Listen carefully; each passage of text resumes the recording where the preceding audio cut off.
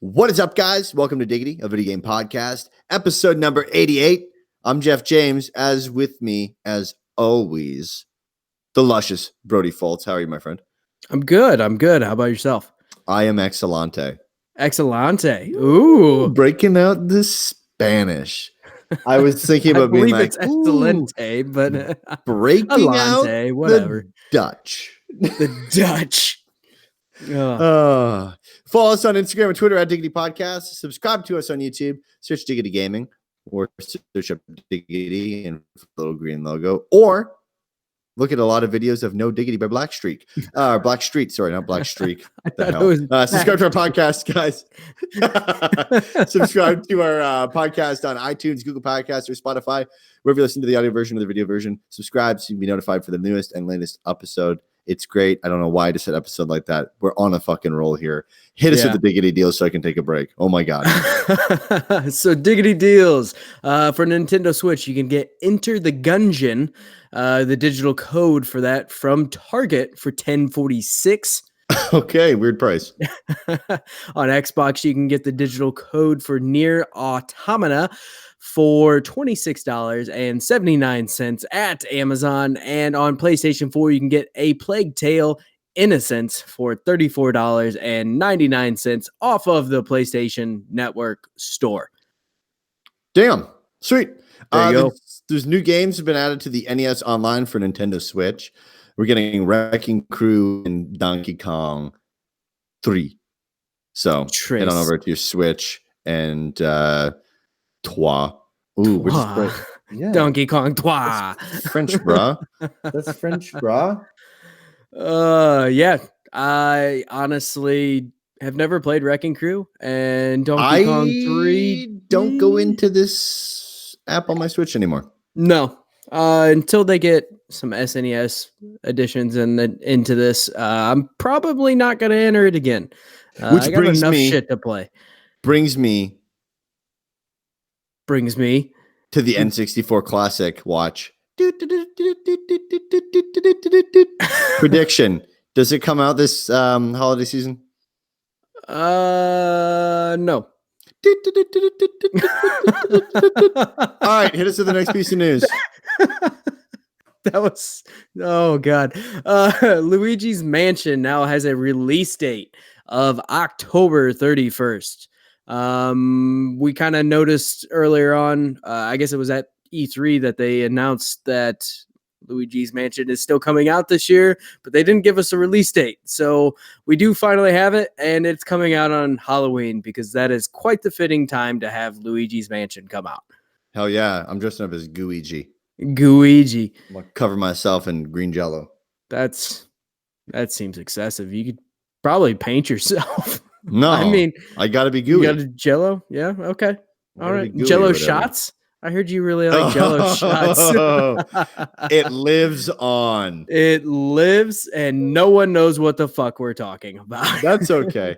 Hey, anyways, Nintendo's announced a newish model of the Switch, which is kind of confusing because they just announced a new model of the Switch like a couple of days ago in great Nintendo fashion. So if you wanted to buy that one, hold out for the next one that we don't have a date for. The main purpose of the new Switch model, which we don't know if it's going to be called new Switch model, right? Like new DS, or is it going to be called new? They haven't even really made any like differentiation. Wow, I fucked that word up. Anyway, they haven't made it obvious that there's even a difference or if they're actually just improving the basic Switch model.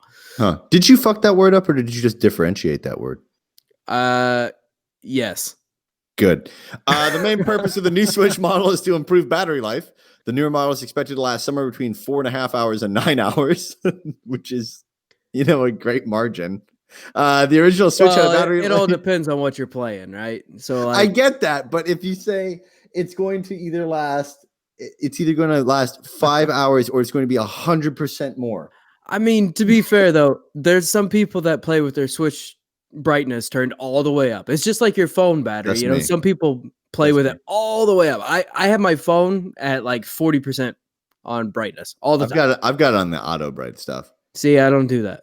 I don't mess with that. I don't fuck with that. The original Switch had a battery life of 2.5 hours to 6.5 hours. And the announcement was made by Nintendo Japan, but it does appear that the console will also be coming elsewhere sometime in August. I'm confused. I mean, they've got to know something we don't know, because I don't know why you announced something literally 4 days ago about a new Switch, and then you decide, hey, and there's another new one. It's almost like this came out early. Because you think? They don't have a fucking name for it. Well, yeah, I know, but it only was talked about on the Nintendo Japan Twitter, and then it's showed up on, like, I think it was actually only on Nintendo Japan's website. So it's kind of bizarre. I would assume we would be getting like maybe an English announcement of this sometime. No, they're just gonna keep it Japan and release it. It's gonna be it's just gonna show up one day in the fucking shelf. It's so bizarre. I mean, honestly, the increase in battery life is fantastic, but if that's really all they do, I mean, obviously, I'm not gonna go out and buy a new Switch. But at this point, this is really about all we know is, hey, you get a better battery life, which is great. They said that they would estimate that Breath of the Wild would be about 5.5 hours, which before was about 3.5 hours. So, I mean, that's pretty good. It'll get you most places. And on top of that, a lot of people have already bought, like portable battery packs and things like that. So it's not too bad, but yeah, that's a lot better. They also showed off new colors of Joy-Cons, by the way. Yeah, I saw that, and I forgot to put it in here. They look pretty bomb. One is it's like it's a really cool deep dark purple, which I think looks like great, a royal and orange blue. Yeah. It's like Spyro. I mean, it's like a no. There's the other purple and orange, and then the blue with like a neon highlighter yellow, which is also really cool. I have the yellow Joy-Cons. So now this is just a combo pack, and to get that blue one, which honestly, I really like the blue and the yellow. I didn't care for the orange that they released. It'd be nice to just buy one Joy-Con at a time too.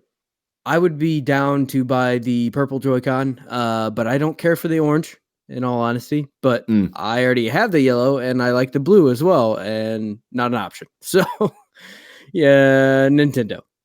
So, what do you think what do you think it's going to have in it besides the battery life? I don't know. I doubt they're going to do anything too crazy, honestly. I really think the battery is one of the main things. I don't think this is a real, like, step up. I think this is just going to be something that is better than what it was. Hopefully, they improve the quality of the joysticks, because that would be something that would be great, because that is a huge complaint online about their joystick starting to drift after a very short period of time. But honestly, I really don't think this is that XL version that we're looking for or anything like that. I think this is a step up. I don't even know, honestly, if it's really going to cost much more or more at all. All the people online are saying it's going to be the same price. I think it's honestly just coming in to replace the Switch that is existing now. I think that's all it's going to do. It's just going to quietly come in and replace it and move on. And then we'll get the XL later. Like the DS, when they did the 3DS or the they had like the DS, the DS Lite, and they moved all around with that. Yeah. I think that's what it's gonna do essentially. I think because we got the last one so on the ball for the Switch Lite, I think that this is going to be called New Nintendo Switch. Because they've used that for new 3DS, so I don't know why you wouldn't continue that, right? That brand. I think it's gonna have a better screen on it, not resolution wise, but like bigger, so like no bezels, and then I think, or very small bezels, and then better battery life, obviously, and I think it's going to have a better processor for cooling in it, because I think the fan and the heat's a pretty big issue on those systems, and then maybe better materials on the back, and like not a plastic cover on the front, like a glass cover on the front. I feel a like screen. you are drifting very, very closely to a Nintendo Switch XL type deal. I feel like that's almost too much, especially if it's going to be at the same price. I feel like that might be a little much. I think it's going to be battery life and maybe get rid of some of the bezel on the screen. Yeah. Maybe. That's fair enough. The another great thing about it too is this is the only good fucking thing about Southwest Airlines. They gave away Nintendo Switches today. So yeah.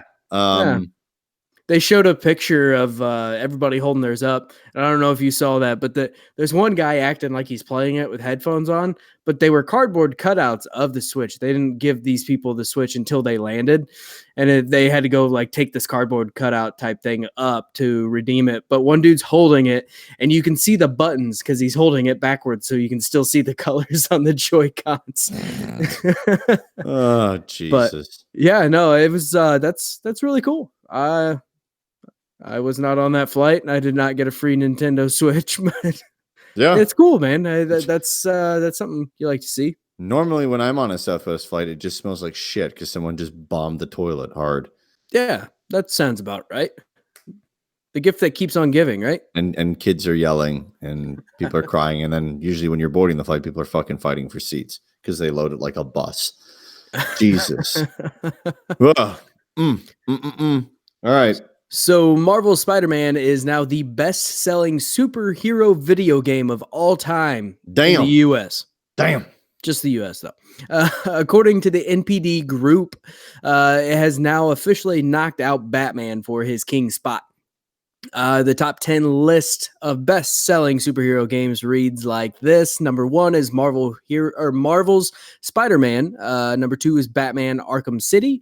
Number 3 is Batman Arkham Knight. Number 4 is Lego Batman. So much Batman. Number 5 is Lego Marvel Superheroes. Number 6 is Spider-Man the movie. Number 7 is Spider-Man the movie 2. Number 8 is Injustice Gods Among Us. Number 9 is Batman Arkham Asylum. And number 10 is Injustice 2. So that's pretty cool, man, especially for a game that is exclusive to one platform. I mean, that is oh my God, absolutely fucking impressive. On Xbox. Oh, man, if that game would not have been an exclusive, it would have sold absolutely astronomical, which, honestly, it's sold fantastic as is, but if you could open it up to Xbox and PC and, I mean, you know it's probably gonna not happen, Switch. right? They're going to have a new Spider-Man for the next console, like on launch. I don't think it'll be at launch. That seems a little early for a turnaround. It could be announced at least. Well, yeah, I'm sure they'll start teasing it around launch. Yeah, but yeah, it won't launch with the console. That'd be way too quick of a turnaround. But it's yeah, dude, that's awesome, and I absolutely love that game, and I 100% recommend it if you haven't played it and have a PlayStation. Sweet. Speaking of numbers, Monster Hunter World has now shipped 13 million units. To celebrate this milestone, they're doing a special daily login bonus. The bonus will give you 1 attack jewel, 13 appreciation tickets, 13 silver eggs, 5 golden something, because it's not Christmas and I forget the words. Rings. 3 rings. 3 golden Wavarian prints, and 3 heavy armor spheres. The bonus can only be collected by logging in between July 25th and August 29th. So you got a decent amount of time to do so. Yeah, good chunk. So jump on in there and get some free shit for them making a bunch of money. Good job. Hell yeah. Grand Theft Auto Online is adding a casino and resort. The Diamond Casino and Resort will bring a slew of new content to the ever-growing GTA Online world. The way I wrote that was very like, it was like I'm advertising the shit out of this. PR, man. PR right there, buddy. The casino will allow players to play 3-card poker, blackjack, slot machines, roulette, and you can even spin the lucky wheel to win chips, cash, clothing, or even a new sports car. Or you can visit the casino store to purchase new clothing and accessories, because you got to look like a fucking baller when you go to the casino. Hell yeah, you do. Hell yeah. The Penthouse offers a wide set of bonuses to the owners, such as VIP lounges, high-limit tables, and more. You can renovate the Penthouse and add anything that you'd hope for in a penthouse on top of a casino. Owning the Master Penthouse will make you part of the Diamond family, adding new missions and jobs. So this is pretty cool, man. I'm actually a little surprised it took him this long because this seems like a fantastic way to get people to buy shark cards. But we're finally here. Yeah, gonna milk this motherfucker for all it's worth.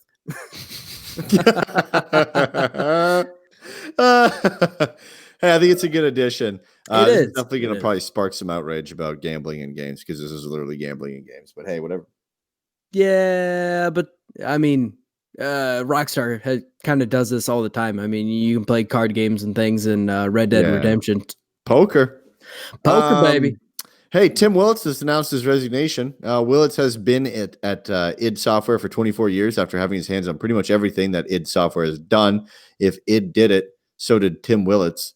God, that's a hard sentence.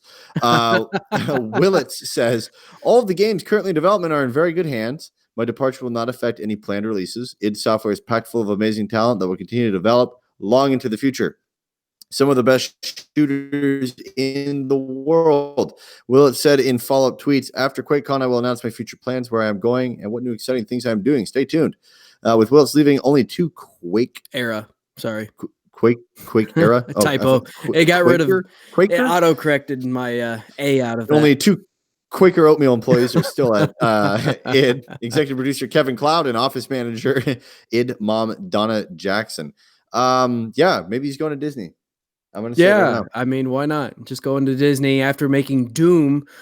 Disney seems like the next logical choice. Sure. If he goes to Disney, you owe me $5. Okay, that's fine. I can get behind that. Yeah, no, this is interesting though, because I mean he's really been there pretty much since the beginning, and to be making that kind of game for that long, and then to step away and do something different. I'm interested to see what he does because obviously ID Software does incredible shooting games as far as Doom goes. I've always heard it called ID, but it works too.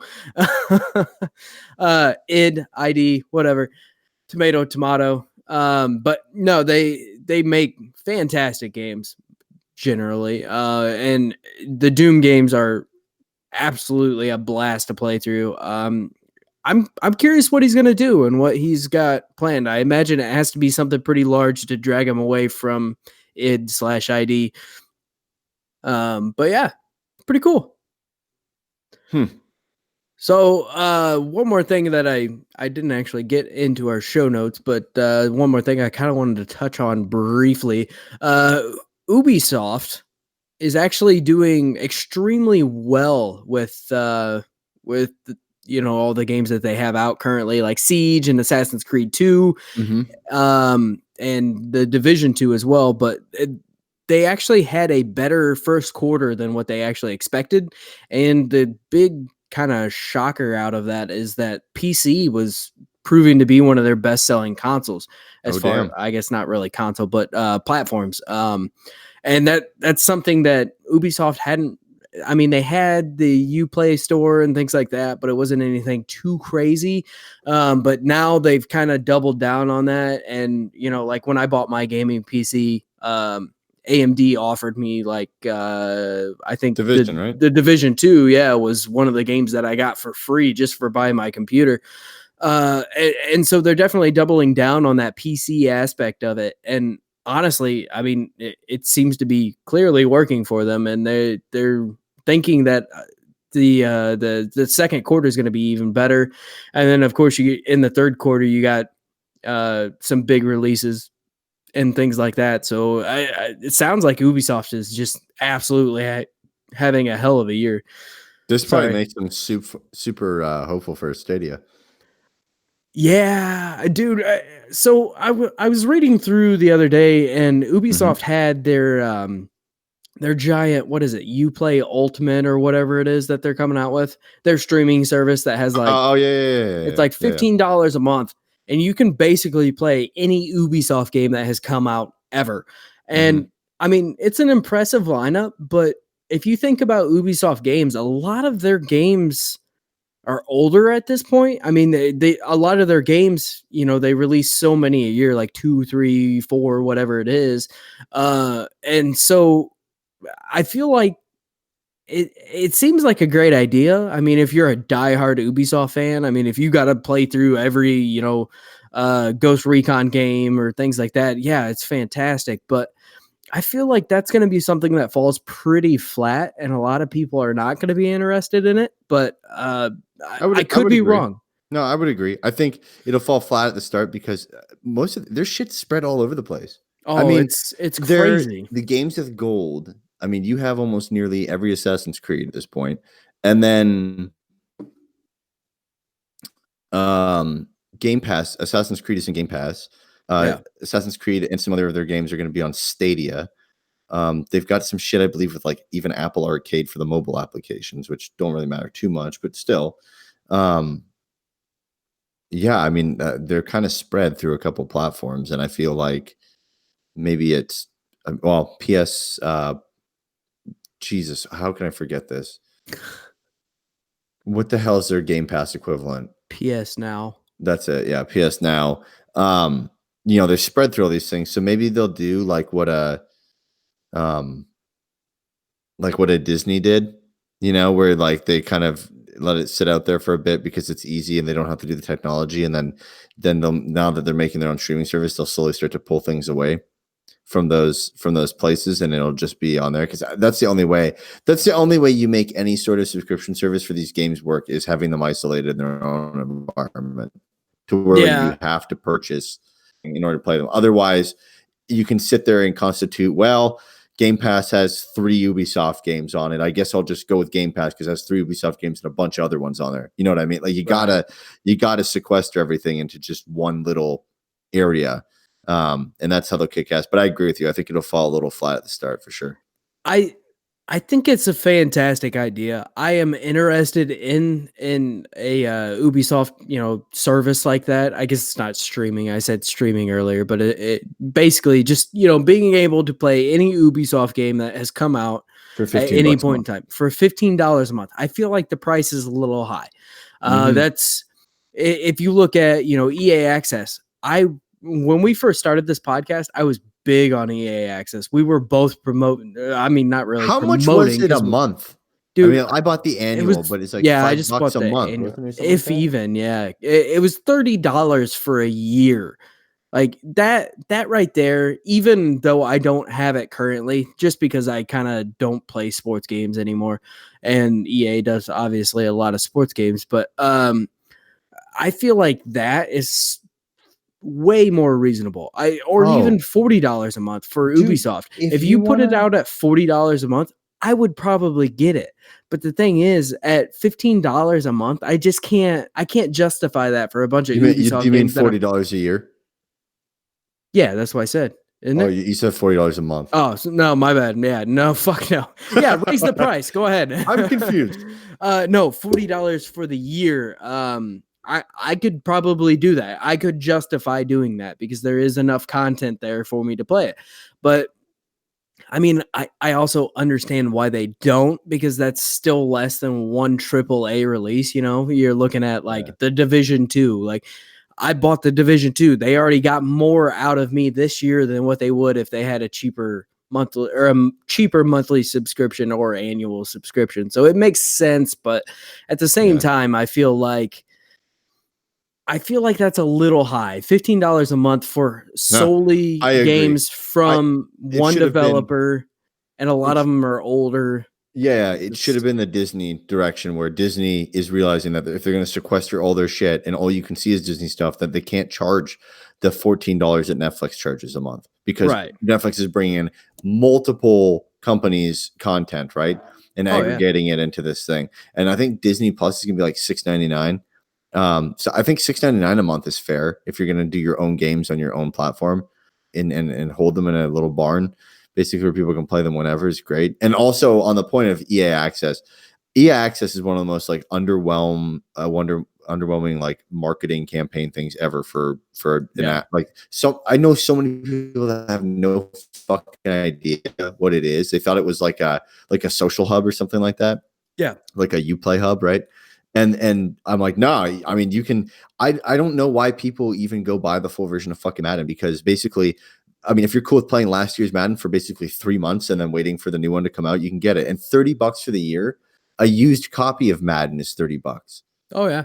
I mean, it's worth getting it and then being able to have NBA 2K, or not 2K, but NBA Live, FIFA in there, Battlefield. What else? Peggle. There it is. There it is, baby. I mean, there's just so much stuff. There's so much great value to it. We're not sponsored by EA Access by any means. Absolutely We not. both used it, and I just see value in it completely. Especially if you're into sports games. My God, I mean, you're an idiot if you don't buy that. I bought EA Access for my brother-in-law for a year. Ethan, actually. I bought it for him, and I had to explain what it was because he didn't know what the hell it was at the time. Because, like you said, their marketing for it is very piss poor, and they could do so much more with it. And I honestly, at this point, I feel like Ubisoft has done a better job of marketing theirs, and I don't agree with their price point. So it's just one of those things. It's kind of bizarre. And I think Xbox with Game Pass is obviously promoting the absolute shit out of it.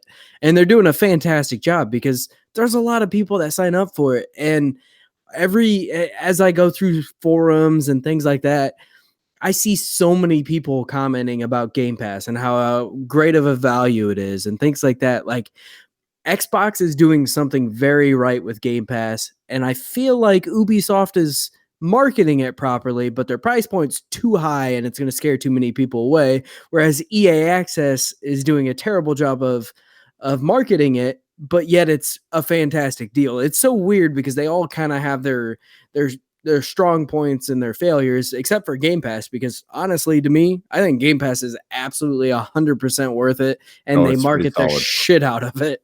Yeah, and they're up. And we are also not sponsored by Microsoft and or Game Pass. So we just are both Xbox game players, and that's where we end up sitting. And we both buy Game Pass and all that good shit. So good stuff. Good stuff indeed. Yeah. For the next 10 years. It's going to be great. Me and Amber were just actually talking about how we were just getting ready to add another subscription. And I was like, man, she's like, how much do we pay in subscriptions a month now? I was like, man, it's crazy. There's a great and it's app not even you like can download to tell you that. Yeah, I keep pretty good track of it, but it's still nuts because I'm subscribed to a lot of things that, over time they kind of add up or whatever. And we usually use the absolute shit out of them, and it's still way cheaper than cable. But yeah, it's nuts, dude. The age of subscriptions for sure. Oh yeah, it's pretty nuts. So, hey guys, this podcast takes time and effort to create. If you want to support us, head on over to patreon.com/Diggity podcast to support us. We'd be grateful. Also, if you want to head on over to audibletrial.com/Diggity, you can support us by signing up for a free 30-day free trial and getting a free audiobook download on us from Audible. Get access to over 180,000 titles to choose from for your iPhone, your Android, your Kindle, or your MP3 player. So head on over to audibletrial.com/Diggity to give Audible a try. Follow us on Twitter and Instagram at Diggity Podcast. Subscribe to us on YouTube. Search for Diggity Gaming for the little green icon with the joystick. I am available on Xbox One. Gamertag is Maple Jeff Brody. Luscious Brody. And on PlayStation, Wolverine's cousin. The pod is everything. Leave us a review. It helps us out a ton. Gets us noticed a little bit more on iTunes. So leave us a review on Apple Podcasts or on Spotify, wherever you want to leave us a review. It helps us get noticed a little bit better. And more importantly, it gives us feedback to create the show that you want. So until next time, guys, we will see you for the Wednesday show. See ya. I'm a Jello Guiji.